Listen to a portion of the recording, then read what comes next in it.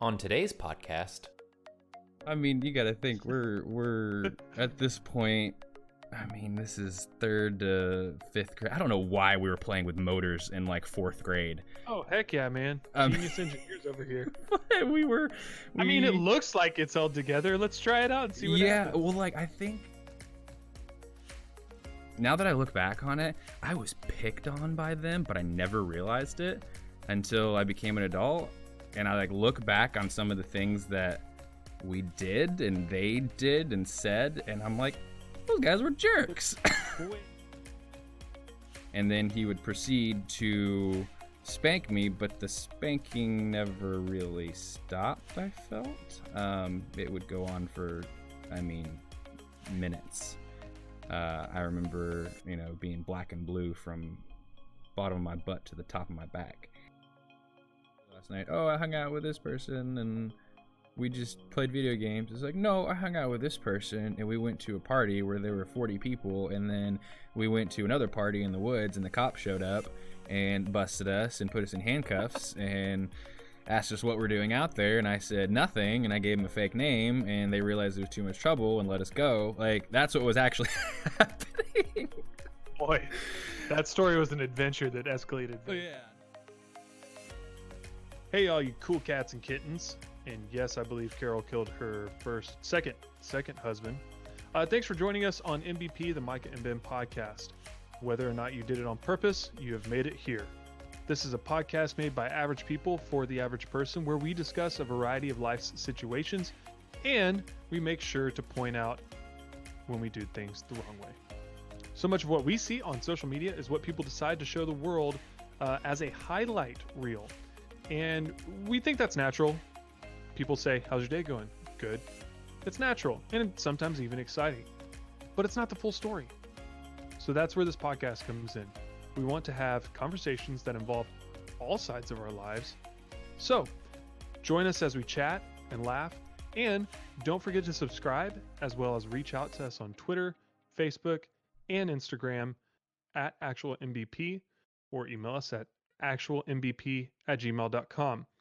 And while we're on the topic of just people listening in and subscribing, as of this moment, we have 11 countries that have been tuning into our podcast.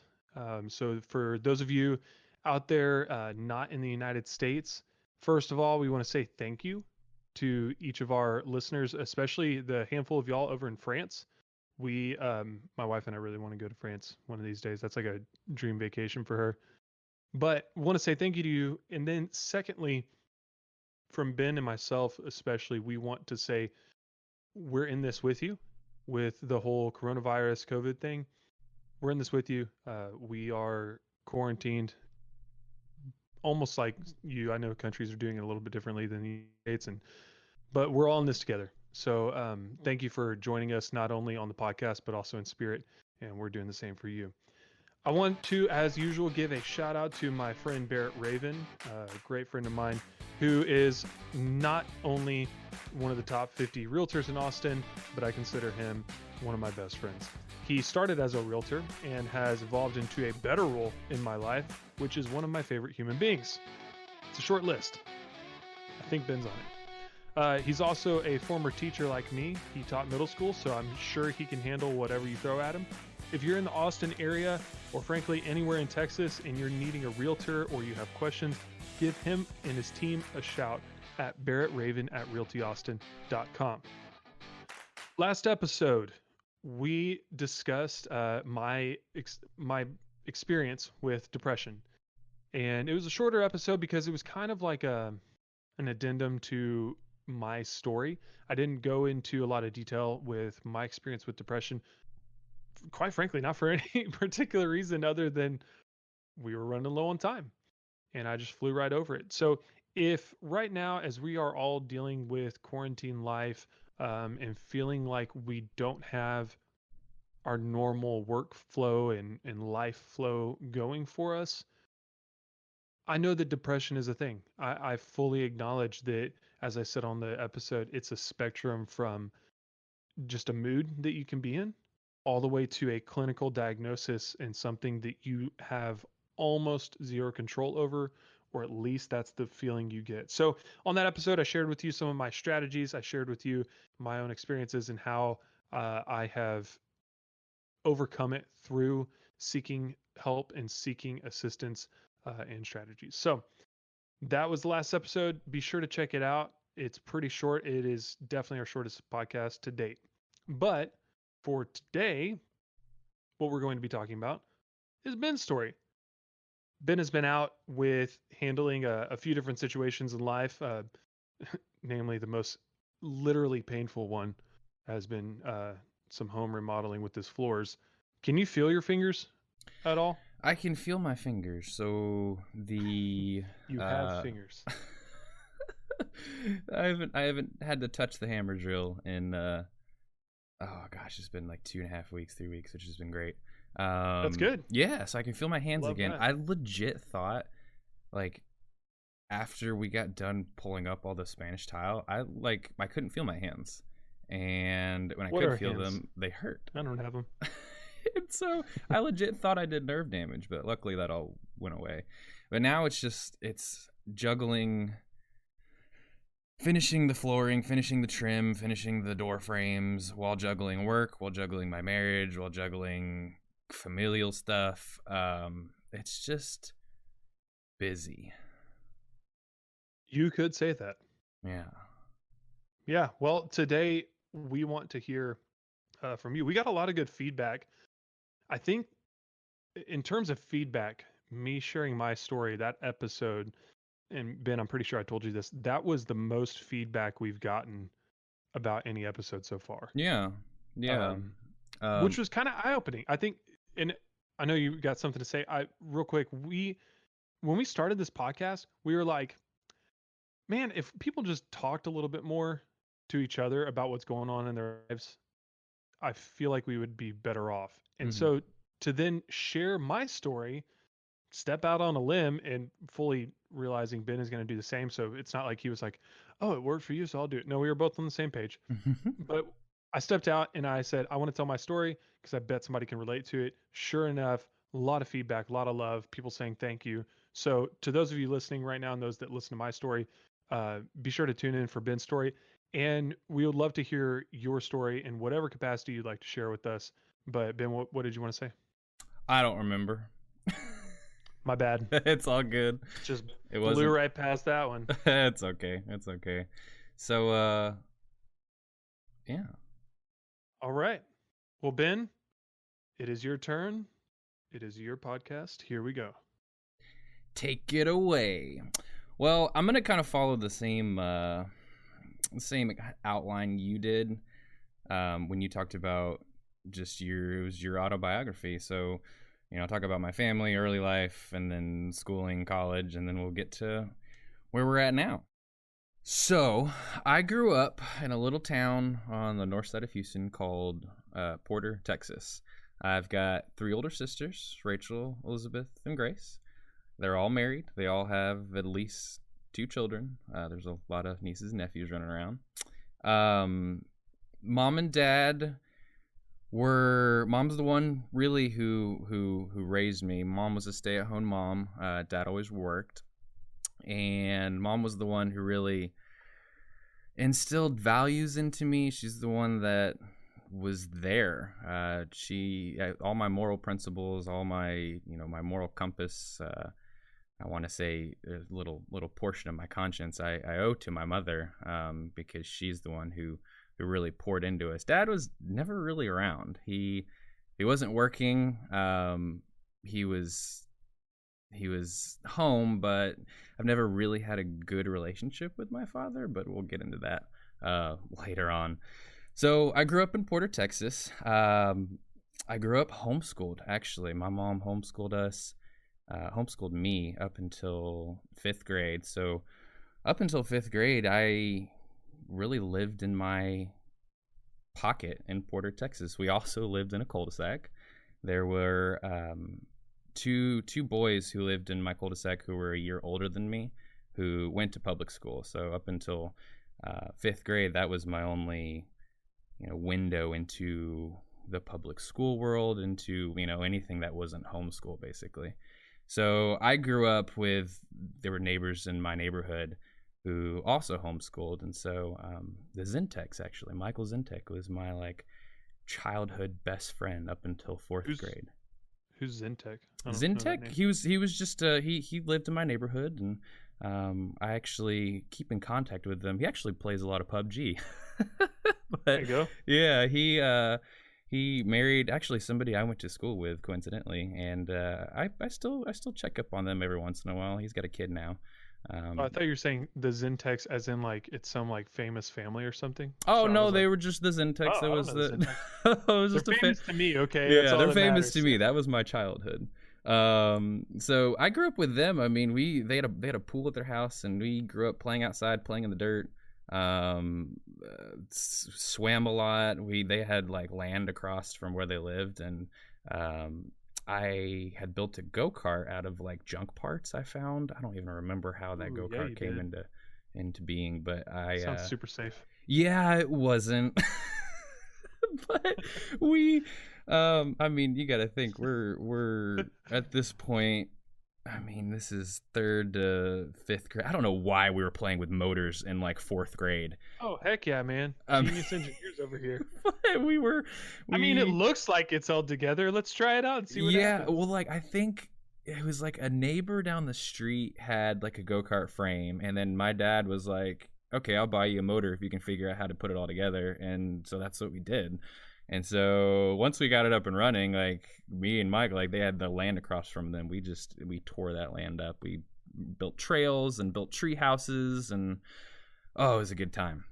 So I was also raised in church. My family was I want to say traditionally Baptist, non-denominational. So I've been in church really all my life, um, and not that that really means a whole lot.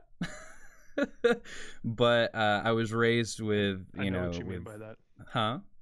I know what you mean by that. Yeah, I was raised with Christian values. Let's say that.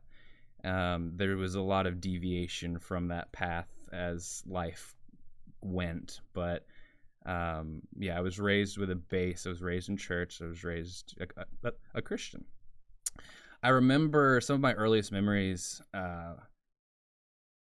before fifth grade, which is when I went into public school, were these neighbors. Our neighbors who lived in our cul-de-sac, had two boys. Now that I look back on it, I was picked on by them, but I never realized it until I became an adult, and I like look back on some of the things that we did and they did and said, and I'm like, those guys were jerks. Wait a second. Yeah. Because I wasn't really say worldly. Like I didn't know really about the world. I was homeschooled. The only things that I knew were what my mom basically introduced me to and my dad introduced me to. So there was just that's a rabbit trail we could go down. But I was picked on by them, and I kind of knew it, but kind of didn't know to the extent. Finally, fifth grade rolls around, and we're into fourth grade, and my mom was contemplating putting my sisters, who are 4 years, twin sisters, Rachel and Elizabeth are twins. I'm 4 years younger than them, and then Grace is my oldest sister. I'm 7 years younger than her. So the twins, she decided that she was contemplating putting them in high school, in public school. And she was like, well, since I'm doing this, I may put Ben in public school. And my oldest sister graduated high school at 16, was in college at 17. Grace is kind of the child that, like, I feel like anything she touches turns to gold. And so she just, when she puts her nose to something, puts her head to something, puts her nose down, it's just, she learns it. So she graduated high school early, went to college early, and myself and my sisters, I think my mom was just tired of schooling and just wanted a break. And I think now that, when I go back and think about it, that makes sense considering the things that were happening at home at the time. So she wanted to put my sisters in school. She wanted to put me in school. So I went into the public school system at fifth grade. I feel like I integrated fine into public school. I was always really good at sports. I was very athletic.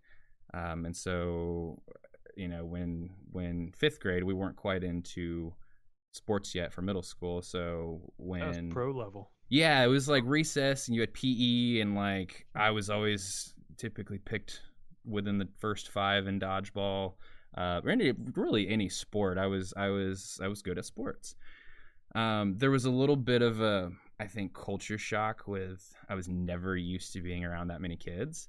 And so starting out, I remember getting picked on because I've always had a stutter. And it's just something that when I was really young, I think it was really bad. As I've gotten older, it's gotten better. And if I think about it, it's not there. But most of the time, let's be honest, I don't think before I speak. So sometimes it comes out jumbled. But so I remember getting picked on because of my stutter, and the kids didn't know me because all these kids had been together since elementary school, right? Since like kindergarten, first grade. So they all kind of knew each other, and I was like the new kid, and so people were trying to figure me out. I remember my math teacher, Miss Nicholson, something happened, and I like started crying in class and like ran out, and I don't even remember what the deal was, but I think that was like the last time. Like I think I got thick skin after that, because that's the last time I remember, like, at least in school, really giving a crap about what people thought. Like, it was that early. It was fifth grade. I was just like, people are jerks. I'm gonna do me. So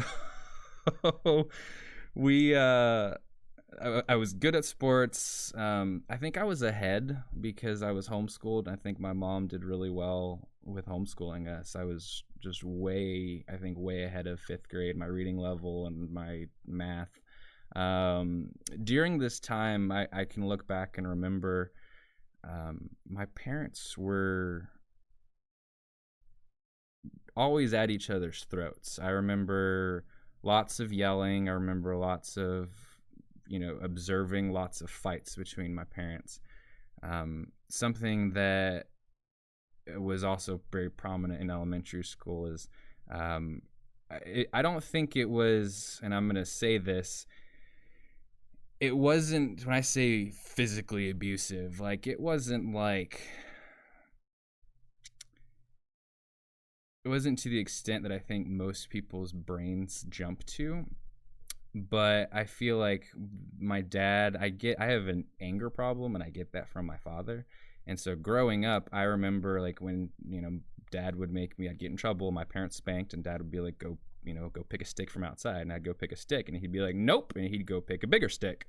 And then he would proceed to spank me, but the spanking never really stopped, I felt. It would go on for, minutes. I remember, being black and blue from bottom of my butt to the top of my back. So that was a thing. And I really didn't think anything of it. And it wasn't really like, I didn't know that was physical abuse until later on in life. But that was all going on in elementary, middle school. Fast forward a year, we get into sixth grade, we get into middle school, and I was able to play football. I've always played basketball. I played basketball ever since, even when I was homeschooled. I played basketball, I think I started like in kindergarten. And that directly affected into middle school. When I started playing basketball, I was really good. So I played football, then I played basketball. I was also in band. And I'll be honest, middle school was fun. I liked middle school. So glad. Yeah, it was. If y'all haven't heard my story, that is definitely sarcasm. Yeah, it's the exact opposite. We had very different, complete opposite in middle school. Yeah, well, and I think we had, I don't know, it's like almost flip-flopped. Like you had a rough growing up, and I had an easier growing up until a certain point, and then it started to go downhill. Yeah, and it went downhill for a long time. Was it in the go-kart that you made in third or fourth grade? Oh gosh, I don't even know what happened to that thing. I bet it's still at my dad's house. Anyway, that's a different conversation. Now you've got my brain wondering. So middle school. Moral of So the story is we need to build a go-kart together and oh film it. gosh, are you gonna build a go kart? Yes. Never mind. We'll do that when the time comes. Yep. So I enjoyed middle school. It was, I think, really in middle school is when I started to discover like my parents' issues with one another. My mom and dad were always arguing. Um, dad worked all the time. Like mom did everything. Mom took me to school. Mom picked me up from practice. Mom, did the chaperoning. Like it was mom. Dad was never really around. And that plays into stuff in high school and later on down the road. But in eighth grade, at the end of my eighth grade year, I was getting really, I want to say scouted. I was getting scouted by the high school coach to potentially, was going into my freshman year of high school, and they wanted me to play on the JV basketball team. And so I started, JV basketball had practice during the summer. And so that summer, he invited me to come and practice with JV. Well, I started practicing with JV, and very quickly he was like, "Hey, I want you to start playing with our varsity players." I'm like, I'm in eighth grade. This is crazy. And so I started practicing with the varsity basketball, and every time I would leave practice in the summer, there were these guys in the lobby who were dancing, they were spinning on their heads, they were doing flips, and I was like, "What the heck is that? That looks Kind of awesome." sorcery. Yeah, like it You're on was. your head? Yeah, That it doesn't didn't. make It was, sense. and they were always like, there was music playing, and they were just dancing, and I was like, who the heck are these guys? Well, I found out our high school had what's called a breakdance team. So you know how like they have drill team for girls. Well, they had a breakdance and hip hop team for guys, and they competed with the drill team. Like they went to like MA competitions, and they had routines, and they performed in pep rallies. And I just remember like going to this basketball practice and then leaving, and every time like I'd be like, these guys are so cool. So one time I decided to stop and talk with one of them, and that started a very long road. I was talking with this guy Chase, and I was like, "Hey, like, can you guys teach me how to do a handstand? Like, I think this is really cool." And he's like, "Yeah, like after you're done with practice, just like bring some clothes to change into, and we're here usually for a little while afterwards, and we'll help you." So like I was practicing with the varsity basketball team, and then directly after I'd go and practice with the breakdancers, and I learned to do a handstand, and I thought that was the coolest thing like ever. So fast forward to my freshman year of high school, ended up not playing with the varsity team, ended up on the JV team. But I also, when I was making my schedule for high school, I applied to be on the breakdancing team and got the class. And so I was doing basketball and breakdancing. Well, about halfway through that year, I quit basketball. And I was like, Halfway through the year, that's like dead center of basketball season. 100%. Yep. Oh, I okay. I couldn't juggle both of them, and it was a big ordeal with my coach. My coaches were pissed. God, they were mad. They were like, "You're gonna give all this up for breakdancing?" And I was like, "Yep."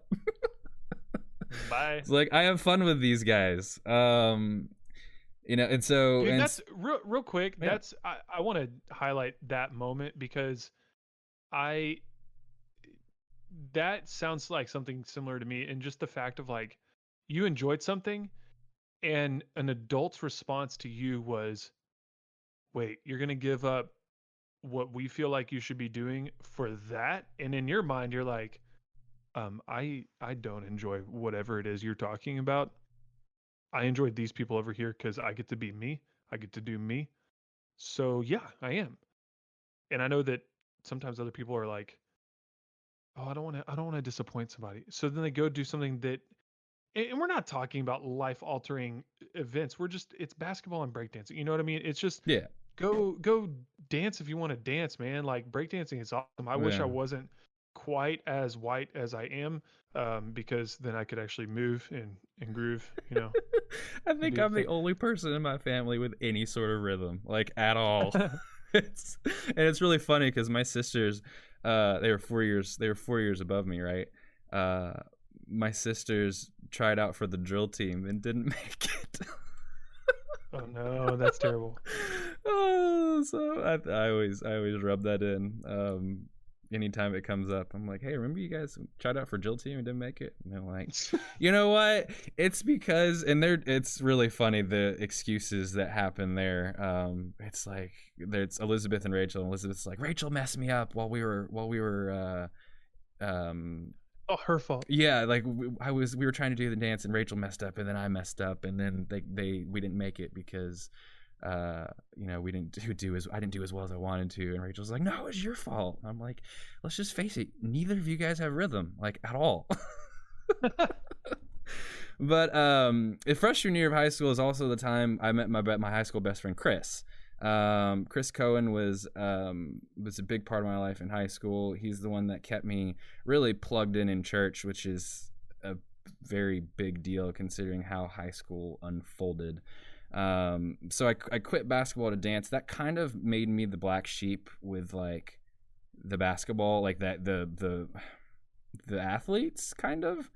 So like my friend group, like these guys I've been playing with since like 6th grade middle school, and all of a sudden I'm just like, all right guys, peace, I'm gonna go dance. And they're like, and for no other term, they were like, well, that's gay. And I'm like, but it's not, because this is where all the girls are at. Joke's on you. Yeah. So with that came, it's funny because Chris wasn't like part of that group like at all. So like the breakdance team was kind of funny, is we were kind of like our own little secluded group, but everybody loved us because when we did like pep rallies and stuff like that, like we did big tricks and we could tumble, and so people liked that because flips are cool and breakdancing's cool, and so we were, I don't know, it was this weird, like we were popular but like we weren't popular, if that makes sense. Everybody liked you, but they didn't want to say it. Yeah, well, no, they said it. It's just it wasn't like, I got flack for like the first year after I quit basketball because it was quote unquote gay. Like, oh, you're dancing, you gave up a real sport to dance, and so like after the first year that all kind of died down because frankly I leaned into what I enjoyed doing and I got really good at it. So during this time, my buddy Chase, who was coincidentally the captain of the breakdancing team, he was a year above me.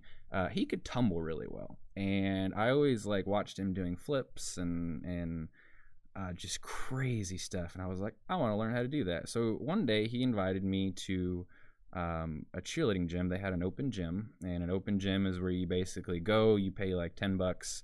And you get to use the facility for an hour, and they have like coaches there to kind of help you if you want help, or you can do your own thing.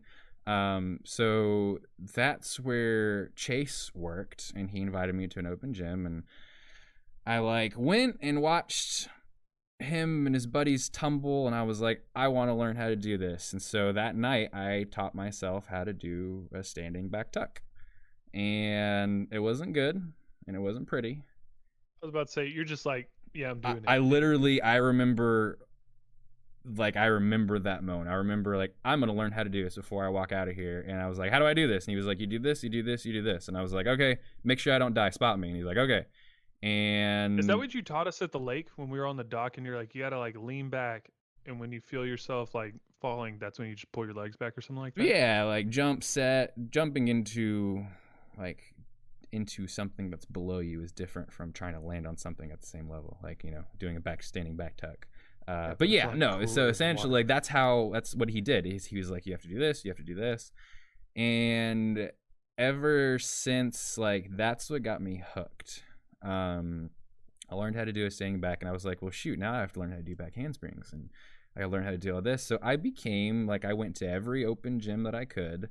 Anytime we were at school and we were able to get, access to mats during the breakdance class, like I'd practice doing back handsprings and I'd just practice tumbling. And eventually the cheer gym that I was a gym rat at offered me a job. She's like, listen, Ben, you're here all the time. Why don't you just like coach some school age classes? And I was like, cool. And at this point, I'm like, I don't know. I'm like about to turn 16, so like I'm able to work, and so that's what I did. Is I started coaching, just basic tumbling classes because I knew basic tumbling, and I guess I have a knack for teaching, at least tumbling, or coaching. Like it's just kind of I enjoy working with kids, and they don't really frustrate me.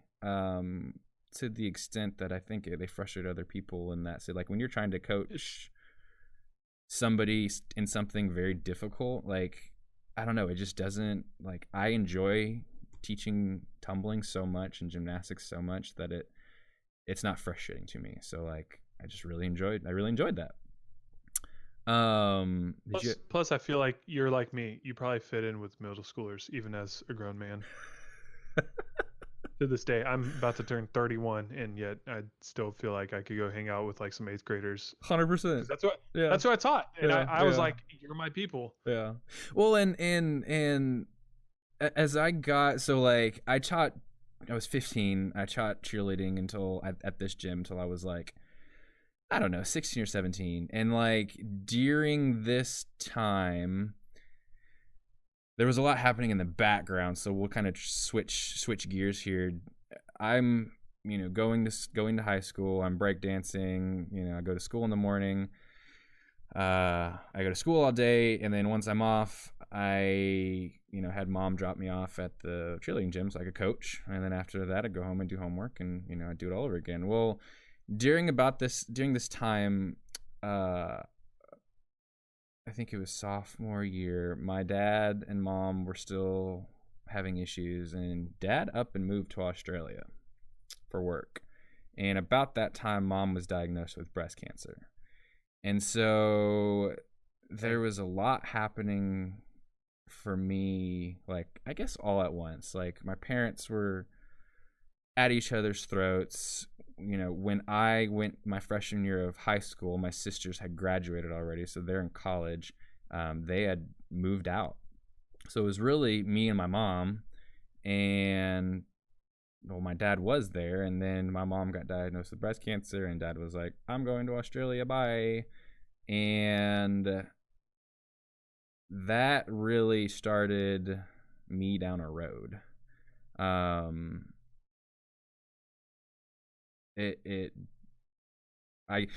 I want to say that I am who I am today because of the decisions that I made in high school and college, and I don't think I would take it back, but there were a lot of lessons learned the hard way. But we'll get into that. I'll finish kind of working at the cheer gym. So around 16, 17 years old, I got offered a job at a different gym by a parent who was moving their daughter. She's like, hey, I'm moving my daughter to this gym when, we really love you as a coach, and we want you, we don't want to leave this cheerleading gym to go to this gymnastics gym unless you go. We've already talked to the school age director, they're willing to interview you. And I was like, holy crap, you guys got me a job. Different job. So they really like me. Yeah, I ended up moving to this gymnastics gym, and I started coaching school age gymnastics, and then I like headed up I didn't head up, I was like working with their tumbling program, like their cheerleading tumbling program. So I learned a lot about gymnastics. The owner of the gym wouldn't let me coach any classes until I had shadowed him for 3 months. And so I literally just shadowed him for 3 months while he was teaching. Actually, the girls he was teaching were the level 10 gymnasts who were leaving his gym their senior year of high school and going to full ride. They were going to like Ohio State on full rides, and they were going to Michigan State on full gymnastics scholarships. Like, he was really good. So Did any of them go to Navarro just by fun chance? no, I don't think they did. So all of the Okay. ones that I knew and hung out with, that's why I say Ohio State, Michigan State. I didn't really. I was still so young at this time, and those girls were at this point 2 years older than me. And so there was only like a couple that I really like talked to because they were scary. Girls were scary my sophomore year in high school Big mean still. girls. So I got it. He eventually let me start coaching school age gymnastics, and that was, I mean, directly, it really helped because I was on the breakdance team, and so I could, after the gym shut down and my classes were all done and over, like I could just stay in the gym and practice. And so like I'd go to we had like a separate room for beam in that gymnastics gym. I'd move all the beams out of the way and I'd practice breakdancing for hours and hours and hours. So it's kind of like I worked there for the perks. But I also really enjoyed what I did, so it all kind of worked out. So we'll kind of switch to what was going on at home during this time. So mom was diagnosed with breast cancer. Dad moved to Australia. Mom was really, as a high schooler, I'm like, mom's mean. I didn't really know how deep that went until like later on in my life, but I've just always felt like mom was mean to me. Like she was always like, I don't know. And I think it was like anger towards my father. And because I was the one at home and my sisters were gone, all my sisters were moved out at this point, I think I got the brunt, because I'm my father's son. I got the brunt of the anger towards my dad. Or it's like what we've talked about before, that I call it the rule of proximity, where it may or may not have anything to do with you, but you're Right. the closest one. So when she pops, you get hit first. Yeah. Well, and yeah, and it's because of that, like I didn't know I was being rebellious at the time, but I became really rebellious. And it wasn't rebellion because like I was just a jerk. It was rebellion because like I don't want to be at home. Like mom was nuts. And she was mean. And so anytime I could be out of the house, whether at school for the breakdance team, whether being at the gym or the cheerleading gym or the gymnastics gym, like on my off days because I didn't want to be at home, or just like this kind of whole time in life started me down a road of like I got all my partying done like in high school. Like I got to college and I was like, I'm done. I'm over this. Yeah. Spent. It was I was a little, oh man, it's like I had two lives. I had my life at church. So like I talked about my best friend Chris. Chris really kept me plugged into church in high school. And I wore that mask of, going to church and saying the right things and doing the right things. But then I got home, realized I didn't want to be at home, and then went to my other friends. And we were, I mean, this is, sophomore, junior, senior year of high school, right? So we're we're high school kids. We're discovering alcohol. We're discovering, trying pot. We're, discovering partying. I mean, it was, that's what I did, is I wore my church mask. And then when mom was mean and Chris wasn't available to hang out and I wasn't, at work, like the evenings when I'd get home and mom was, we now know that mom was intoxicated at this point. I would like get home, realize I didn't want to be there, and I'd be like, I'm leaving. And she'd be like, no, you're not. I'd be like, yes, I am. Bye. And I'd go and hang out with my friends who partied and had a good time. And that was a time in my life. It was just, that's what I did. I did everything opposite of what I was told and what I knew. Yeah. And that, go ahead. To be fair, that that whole idea of wearing different masks, I feel like is not unique to you. It's Oh not no, not at all. you don't have a monopoly on that, right? I used to even say that adults are like middle schoolers. They just have better masks, and if you get them drunk or on vacation, they'll look identical. The adults, not the eighth graders. Um, Yeah, that's but true. but you know what you're saying about like I would wear this mask and then I'd wear this mask. Um, if you want to take it to the extreme, you could say that's a form of schizophrenia, right? But we like even I'm a dad. I'm also a husband, and I can be an employee. I can be a podcaster. I can be a friend.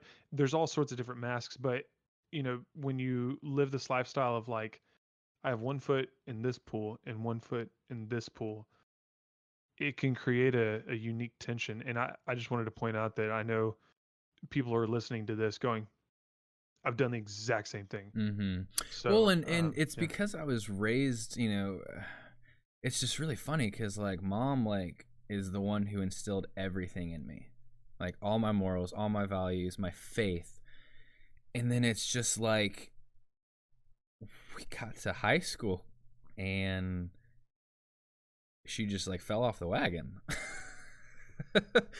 um, and so it was just I don't know. It was a lash out by I think it was rebellion by me because mom basically would be like, "Do this," and I'd be like, "No, I don't want to do that. I want to do this." And she'd be like, "I'm always the type where if you tell me not to do something, I'm going to do it because that's how. Well, up until a certain time in my life, that's how I learned. Like, mom was like, "Don't do this," and I'd be like, "Cool, I'm going to do it." I'm gonna figure out why you said that. Yeah, and gosh, I know I'm gonna have a kid one day who is the same way. And I think the thing that I Yep. will do different was I was always afraid to be honest with my parents.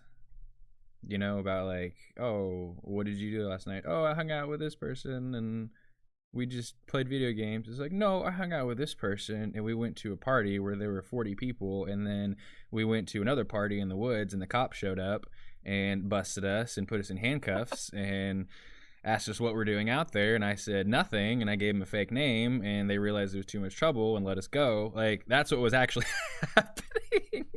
Boy, that story was an adventure that escalated very Yeah, quickly. no, it wasn't. Yeah, yeah, it just, yeah. Anyway, so that's what was going on. It was just rebellion. But that kind of like I feel like it died down like end of like junior year. I started dating this girl named Dallas, and I don't know. I guess I had started spending more time with.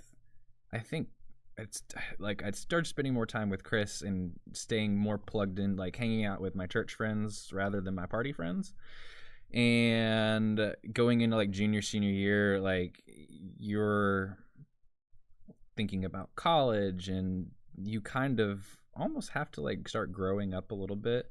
And so I think by end of like junior year I was partied out, and I think Chris knew that I kind of had a foot in both buckets, the party world and then being plugged in church. And I just did a really good job about just jumping back in between the two. But I feel like towards the end of my high school year, I leaned more towards staying plugged in church. But then we get to college and all that goes to the wind. But we'll get there. So when I graduated high school, started at a community college, Chris ended up leaving Porter Kingwood and went to Dallas, Texas, and went to Dallas Baptist University. So I essentially lost my best friend at the beginning of college. Chris, we've talked about this. Still love you, but I basically, when college started, I told my dad, who was still at the time living in Australia, I said, I have to get out of the house. Mom's crazy. I'm leaving. Can you help me? And he said, yeah, tell me what you need. So he helped me kind of get an apartment, co-sign an apartment, get started. I had to quit the gymnastics gym because I had to support myself, pay for an apartment while I was going to a community college. And I was still I was still dating Dallas at this time. She was a senior in high school, and I was a freshman in college. And about sophomore year, well, actually, I started working at Red Lobster when I quit the gym. And I ended up getting Dallas a job at Red Lobster, so she was working there too. And I met this gentleman named Paul. Love you, Paul. He was my roommate for 2 years while I was still in the Porter Kingwood area, going to community college.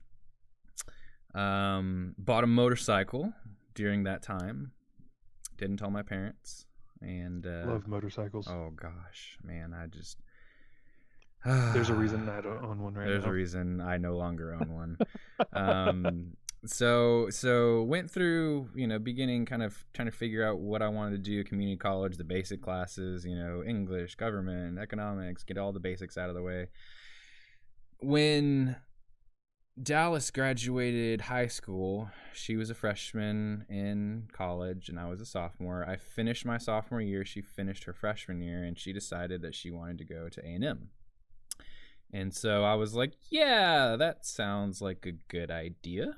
Let's do that. And so I kind of followed her to College Station. I tried to get into A&M, but I think like my grades were good, but Dallas's were much better. Like she was like an A+ student. I was like a B- student. And so she got into A&M no problem, transferred right in. A&M wouldn't take me, and so I transferred into Blinn. And I was I was trying to get into what was called the Viz Lab at A&M. So the biggest little program that you've never heard of. The visualization department at A&M works directly with like Pixar and Disney and DreamWorks. Basically, when you get out of the Viz Lab, you are getting on with like a company like Pixar or a company like DreamWorks or EA Games. There's so many different people that pull people out of the visualization department at A&M. And so because of which, it's a very small program. There's about 150 students. It's very competitive. So tried to transfer into the Viz Lab. They said no, transferred to Blinn. At this, when I transferred to Blinn and moved up to College Station, I transferred to the Red Lobster in College Station, but Dallas's brother had a friend who worked at this little restaurant called Cafe Excel. And he was like, I could get you a job. He's like, I could get you a job here.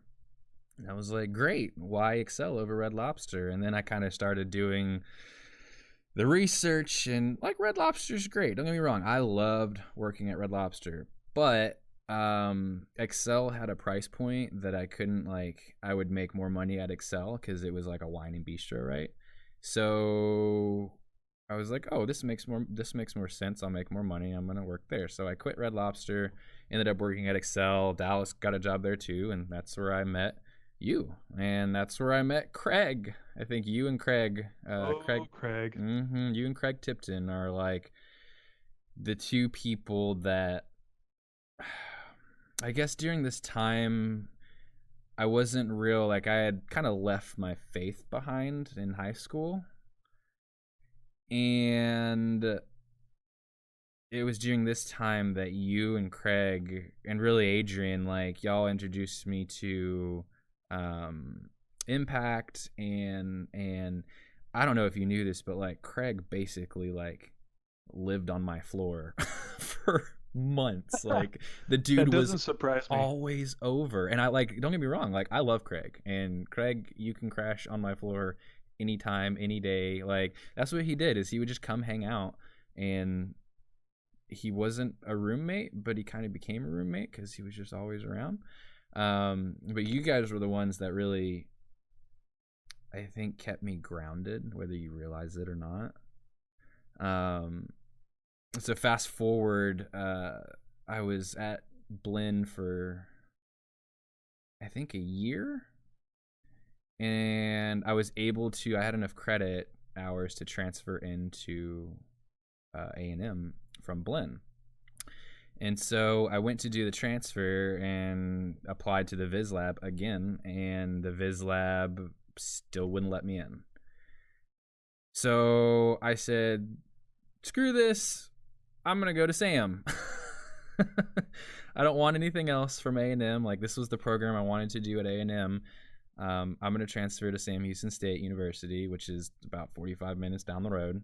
And I'm going to pay $3,000 less a semester, and I'm going to do the business school there.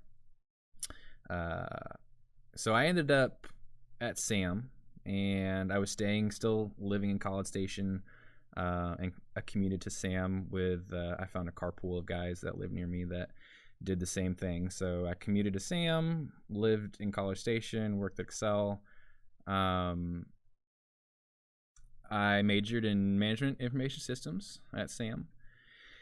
And at this kind of point in life, Dallas and I were together we started dating in 2008, and this is about 2011 at this point. So we're together no, that's not right. I believe in you. Yeah, 2010, 2011. Anyway, I didn't, long story short, I didn't know really what I wanted. I was in college. I didn't know what I wanted in a relationship. I didn't know what I wanted. Like, I don't know. I don't know why I don't think I knew why I was dating. It was just kind of, I was comfortable. And so like the last kind of year and a half that Dallas and I were together, like we were really off and on. Like I didn't know what I wanted, and so like we'd break up and then we'd get back together, and then we'd break up again and then we'd get back together.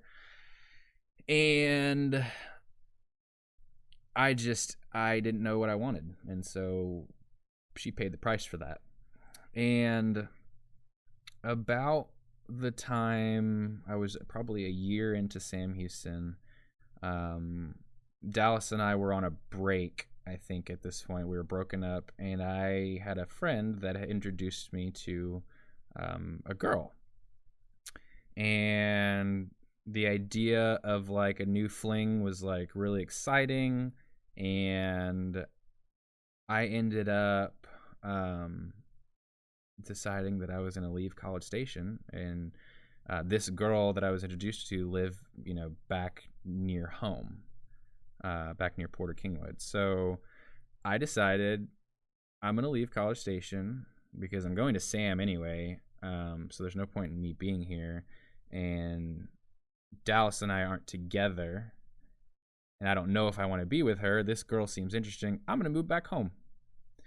So I moved back home to really pursue this girl, and it was probably 2 months into dating this girl. And I made a promise to myself when I started dating this girl. I think I had an epiphany with my faith, and things that I had done in my previous relationship that I was like, okay, I don't want to do that. I want to do this the right way. And so like I made a promise to God. I said, I'm going to treat this girl the way you would want me to treat her. So 1 to 2 months go by, and this fling very quickly fizzled out. I had basically didn't know what I want, and so I pursued this fling, and then I realized that this girl that I had been dating for 3-4 years, 3 years consistently with a 4th year off and on, like I had realized that like I wanted Dallas. And so I went back and was basically like, I'm sorry, like I didn't know what I wanted. I now know what I wanted. And she was like, yep, I've moved on. And she was actually dating a guy, and coincidentally ended up marrying him. Ended up dating a guy that had worked with us for 2.5 years. And it's just funny because like Dallas and I kind of broke up, and I moved back home and started dating another girl, which in turn broke her heart. And then this other guy had just gotten out of a relationship because his girlfriend of 4 years had cheated on him. And I thought at the time, like, it was, they were each other's, what do you call it? Rebound. And I was like, oh, it'll pass, it'll pass, it'll pass. And it was like during this time, like, God got a hold of me and broke me. Just absolutely positively broke me. I couldn't handle the fact that, like, I had spent so much time deliberating what it is that I wanted and didn't take into account anybody else's feelings but my own. So I was kind of do this, but I just had the toughest time accepting that, like, she's gone. Like, there's nothing that you can do. She has moved on, Ben, and you can do one of two things. You can, be miserable about it, or you can do something with yourself. And so it was during this time, like, I feel like I really leaned back into my faith. I got plugged back in at my old church, and I feel like this time of life really shaped who I am as a person. Because, like, when I say I broke, like, this broke me. I don't think anything that's happened to date that I can remember that hurt as much as this situation did. When you a second ago you said God broke me, what do you mean by that? Because I know not everybody listening is a Christian. Yeah, so and Christianese can go right over some people's heads. Yeah. That's a good point. So, because that sounds like God like grabbed you by the feet and the head and then just broke you over his knee. Proverbially. But like, I understand what you mean by that, but I would love for you to. So I'll try to explain it. It's kind of like at the back of my mind, growing up, Mom instilled these values and morals in me, and growing up in church, I knew the right thing to do. I knew the right things to say, but it's just like, I feel like up until this point, it was kind of like in the background. It wasn't like up front. It was like, all right, I'm a Christian, I love Jesus, but, like, I'm going to do what I want. And I felt like when all of this happened, like, when my heart broke, like, I didn't know what to do, because I've never really been close with, like, my dad. And we discovered in college that my mom was struggling with alcohol. And I've never really been close to my sisters. And Chris Cohen, my high school best friend, had left. I wasn't really friends with him anymore. I mean, like, we were, and we always will be, but, like, wasn't close to him, if that makes sense. So, like, I just felt just like I had nowhere to go. Like, I had nobody to talk to. I had nobody who had my back. I was alone. And it was during that time that I heard, I heard a little voice say, just lean into me.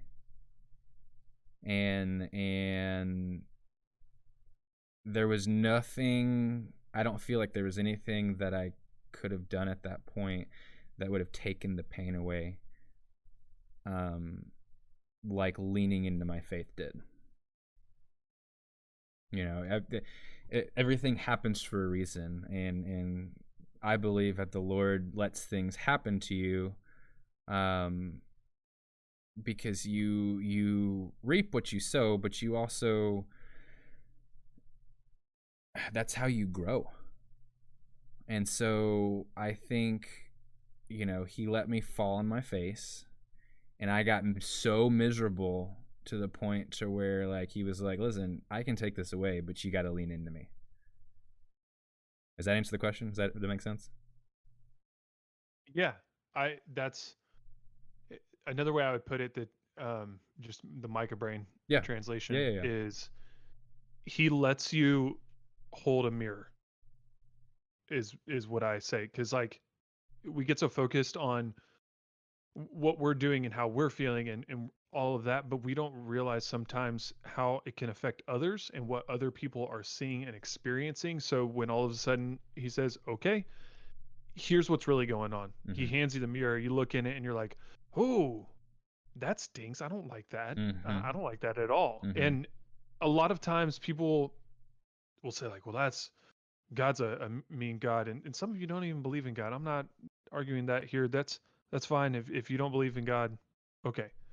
I do, but I think that the most loving thing that other people could do sometimes and that God does for us sometimes is he says, hey, look at how you're acting. Look at what you're doing, not only to yourself, but other people around you. And they just friends can do this too. Ben has done this with me. Hey, you're really hard to be a friend to. Here's why.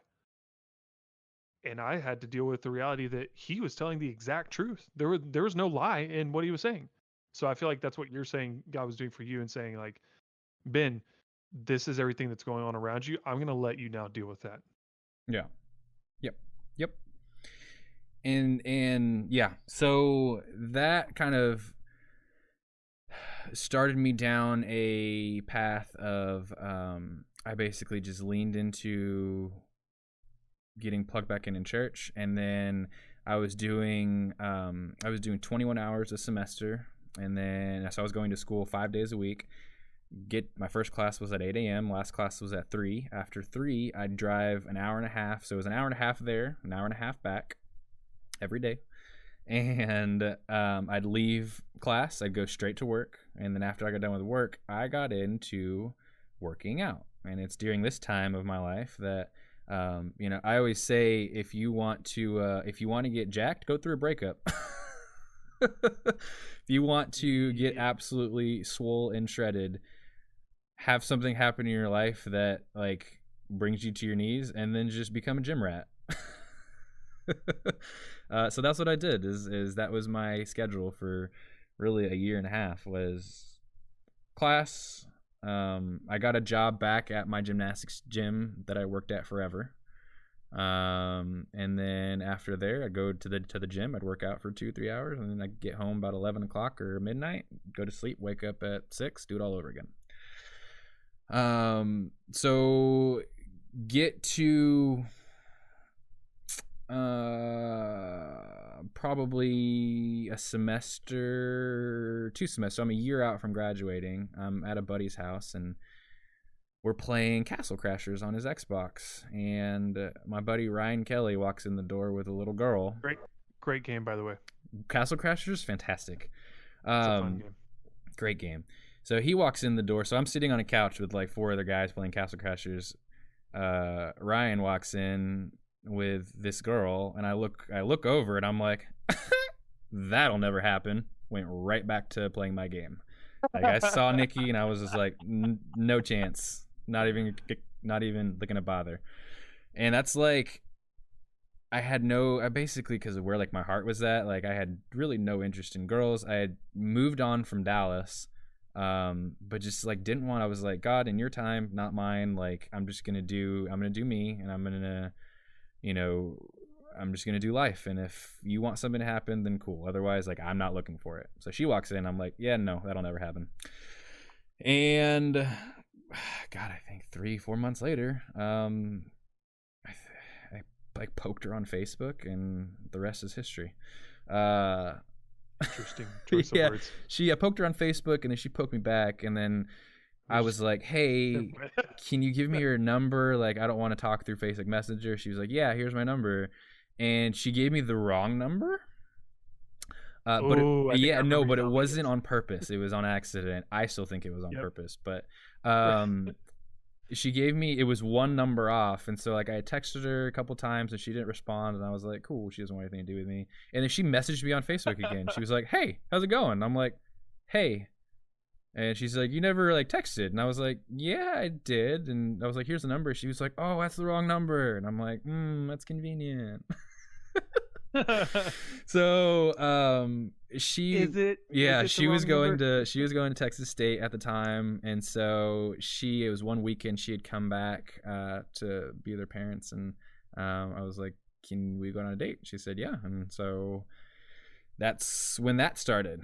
So I started dating her, and about this time, like, I had kind of come to the conclusion, like, I'm growing up. I need to get out of working at a gymnastics gym and get into like a real job.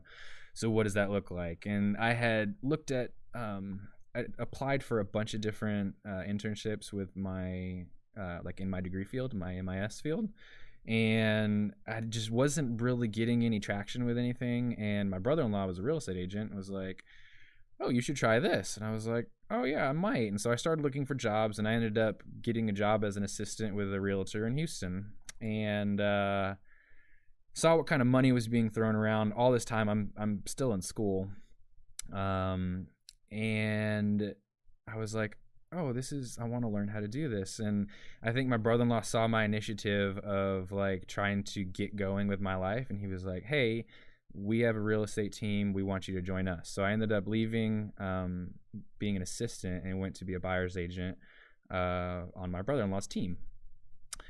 So I was working really 3 days a week there. It was either 2 or 3 days a week there, while like still juggling 21 hours of school, while still trying to work out every night. And I graduated and started selling real estate full time. About this time, my family discovered that my mom was an alcoholic, and she had beat breast cancer and was in remission in high school. And about this time, the breast cancer came back, and being that she was an alcoholic, there was just a lot of strife that happened within my family during this time. You know, it's tough having a parent who raised you and instilled everything in you just completely. It's just like night and day, like a different person almost. So that's been something that we've been dealing with actually as a family ever since then. Ever since we discovered that she was an alcoholic, which makes so much more sense in middle school, like why she was so crazy. Like, she was going into her bedroom and getting hammered and then coming out and yelling at me. And I was, and yelling at me because she was pissed at my dad. Yeah, I feel like that inhibition of like, I shouldn't act this way, all of a sudden was just gone. Oh yeah, out the window. So dealing with that, or dealt with that, still dealing with that. Yeah, that's just it's an ongoing thing. And it's something that we've kind of, as a family, I've made the decision to listen. I don't care what she says, what she does. I'm gonna be there for my mother, because frankly, she put up with me for most of my life, and so the least I can do is, like, when you're an alcoholic, it's a fair trade. Yeah, well, like, and I guess I didn't mention my parents split. My parents split at the end of high school. My dad bought my mom a house, and they, they're still married, but they live in separate houses. And I feel like, when you are by yourself and you're drinking and you have no communication with the outside world other than when you're drunk, you basically spew whatever hate or nonsense you have to spew under your drunken state.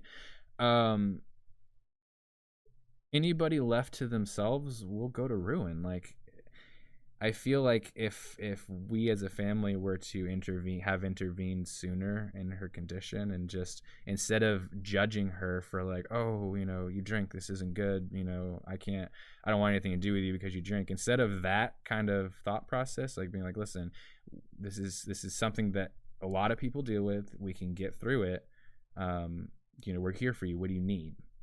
So I feel like if we would have done that sooner, we might be in a different situation, but this is kind of where we're at.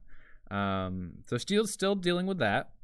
After I graduated college, real quick, yeah. Just a side note for somebody to relate to. I feel like the realization that you had is one that many people won't realize until after they've made a bad choice of how they handled a situation, right? Yes. And I, I can't emphasize enough, because I've tried it. I've done it the wrong way. Like you're talking about how you see it in hindsight and you're like, ah, crap, I should have done that better. Mm-hmm. But then trying it the other way, where you step into a situation with somebody and you say, hey, I am present. I'm here. Okay. Not going anywhere, but we're going to pull out of this. Like we're going to grow through this. You Mm-hmm. don't, because I love you and care about you, you don't get the option of staying where you are. Right. If you're stuck in mud, I'm not going to leave you there. I say like, hey, okay, a lot of people get stuck in mud, but I'm going to toss you a rope, and then we're going to get out of the mud. Yep. We're going to go wash you off. Yep. And I do think that there's also some of that accountability on the other end of like, okay, but if the person is just gonna like not grab the rope, then what else can I do? You know. But anyway. Well, the answer to that riddle is you keep on even if they don't deserve it, because if you are, in my in my instance, I'm a Christian, and so I'm not like God's grace. I'm not deserving of His grace, and I'm not deserving of, He died on a cross for my sins. So if somebody can do that, like, why can't I be there for the person who raised me? Does that make sense? Like, it's the least I can. Fair. It's the least I can do. Like, we're called to be like Him, and so who am I to be like, oh no, like I don't want anything to do with you because you're, angry. You're, you do this or you do this.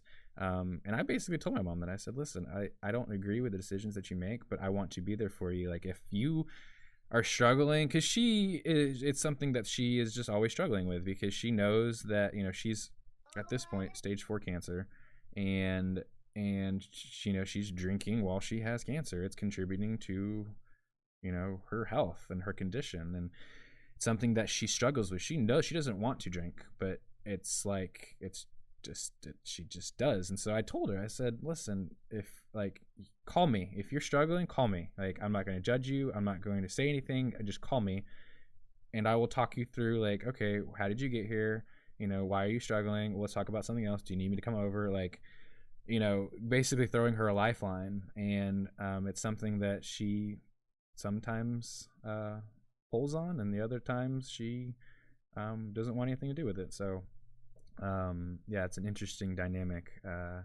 But it's funny because I talked about my dad earlier, and how, my dad was never really around, and didn't really have a good relationship with my father. But now where I'm at in life, watching the kind of grace that he has towards her situation, even though she treats him poorly sometimes, has been a real, like, he basically sets an example for, like, okay, I want to, like, if he can do that, then I can do this. Like, I can be there for her. I can, put away my pride and just love on her. Like, if he can do that, I can do that. So that's been a cool thing. As we've gotten older, I've gotten a lot closer to my dad, because he's just, I think God got a hold of him and changed his heart. So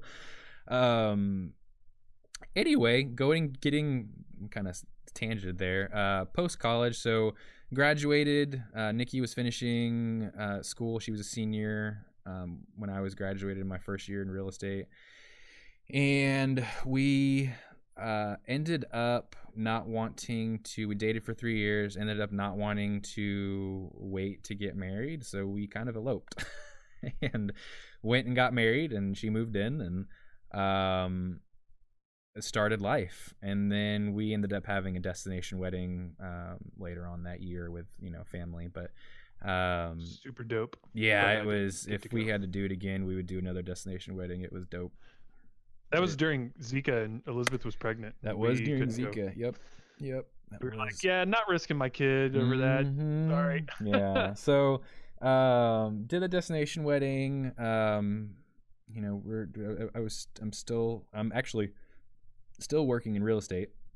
More recently, we are.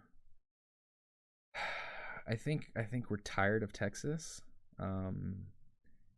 I have discovered that I don't like real estate is great and I love getting to work with people, but I find myself bored a lot. It's kind of this thing where like it comes in waves where I'll be really, really crazy for like 4 months and then it goes away for like 3 months. And I'll get really crazy for 4 months again, and then it goes away for like 3 months. And so I'm kind of a person where like I need to be engaged and I am not I'm not good when I'm left to myself. If that makes sense. Yeah, Like yeah, I feel that. I get nothing done. So it's just like as we're progressing in life, I love real estate, but I'm ready for a change, and I honestly just am not a huge fan of Houston. There's a lot of people here in a very small space, and it's hot and it's humid, and if it's not raining it's hot, and if it's not hot it's raining, and if it's not either of those we have hurricanes, and if it's not either of those then it's flooding, and rinse repeat All over the place. yeah. Yep. Literally rinse and repeat. Rinse repeat. So we're kind of Nikki and I are contemplating something different, at least for me. Whether that looks like staying here and me getting a different job, we don't really know yet. So because she has it really good where she's at, and she really enjoys her job, and she's really good at it. So we're still kind of trying to figure out what to do there. And then we're going into our 4th year of marriage, and marriage issues are poking their ugly head.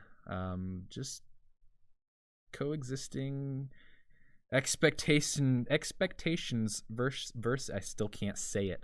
So it's the 17th time you've tried to say it. Still can't get it.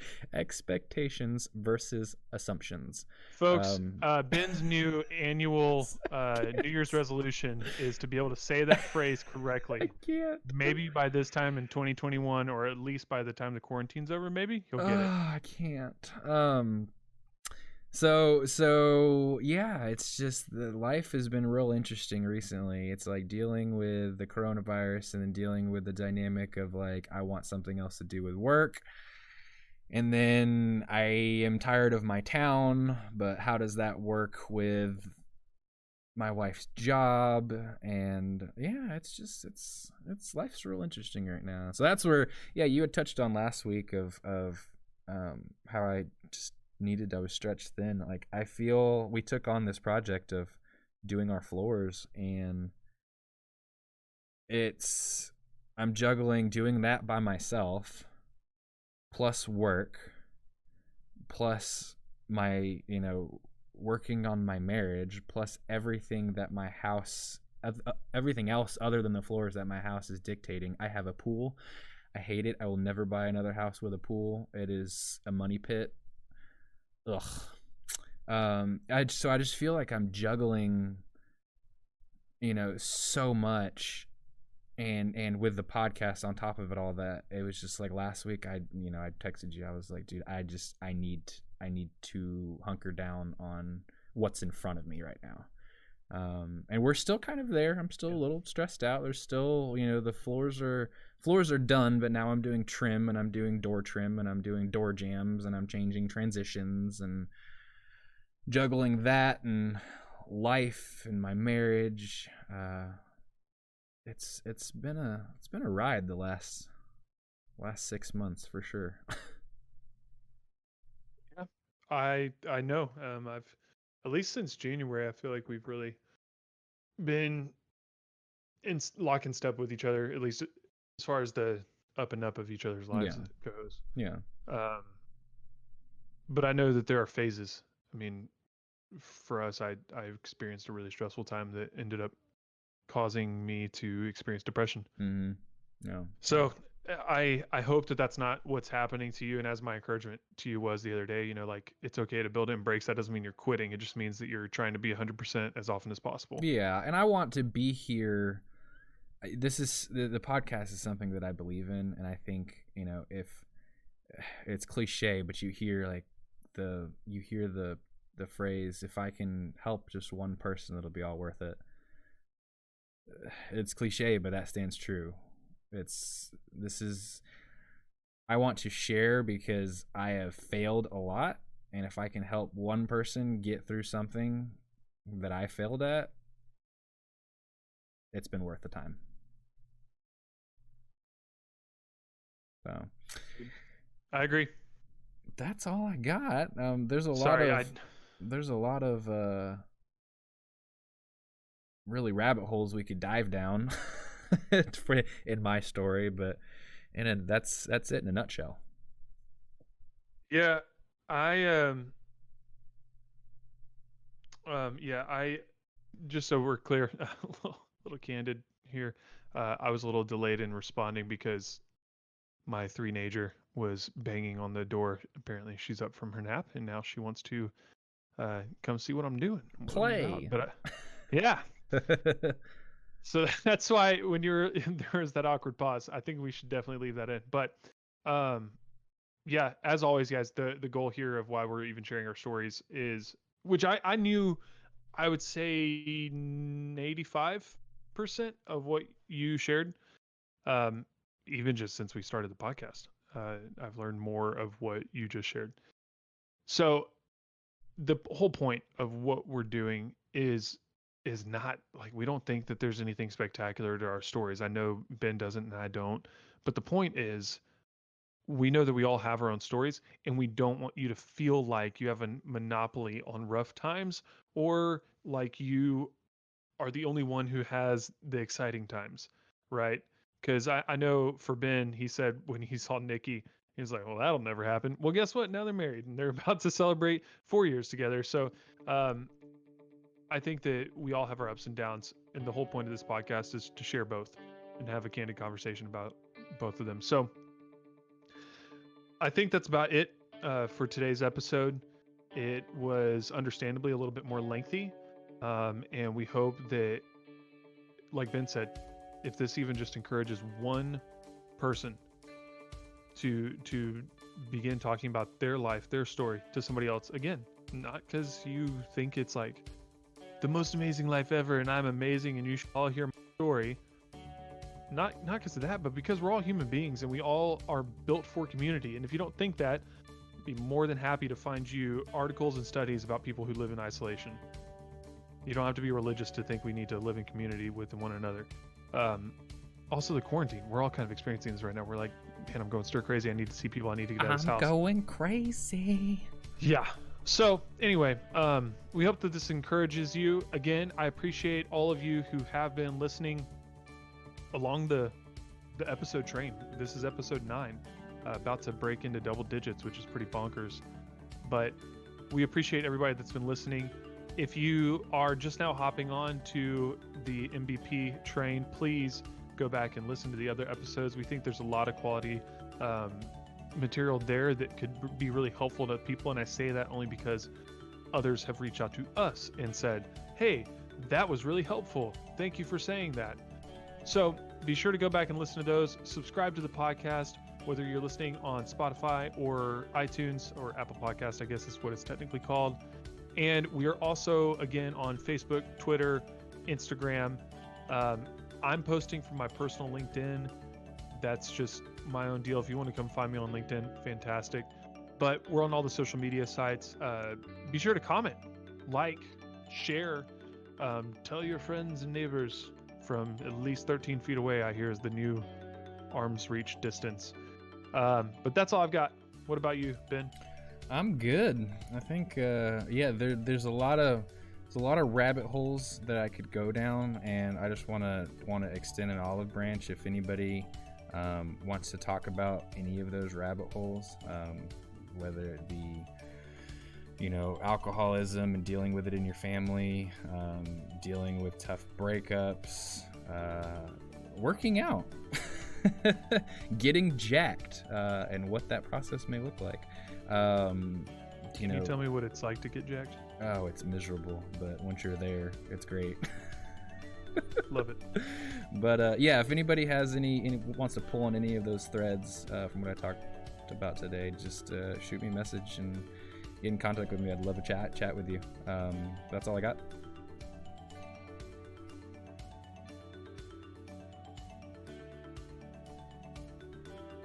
Okay, bye. Oh, I was definitely on mute. That's it. I was like, oh, this is an awkward outro. Let me try that again. And that's all I got. And that's it. That's all we have for you. Join us next time. Take care. Love you guys. Bye.